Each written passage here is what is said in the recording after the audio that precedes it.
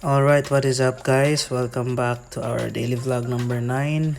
So karon is mo na yung atong rides sa Bohol Moto Vloggers nga gitawag og Ride With Us.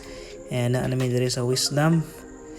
No, and we're currently here na diri sa Anda na niudto nami guys kay medyo na late mi og abot mga around 1 ani siya. So maniudto sa mi and di ara among mga kaubanan diri while waiting sa among food. And after nangaon is nanamiari na nami sa among raffle from our sponsors nga mga panghatag nila giveaways no kaning tar sealant o kuban pa nga mga butang.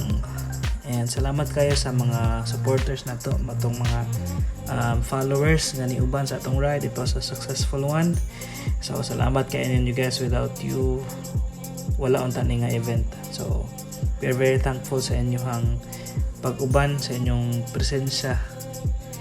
So karon is ato nang sugdan, ato ang raffle ay gabon-bunot na sila no. So once again, salamat sa tanan guys. Salamat sa inyong suporta. Kita ta sunod. And we hope all to see you again sa sunod na mga rides or sunod nga event.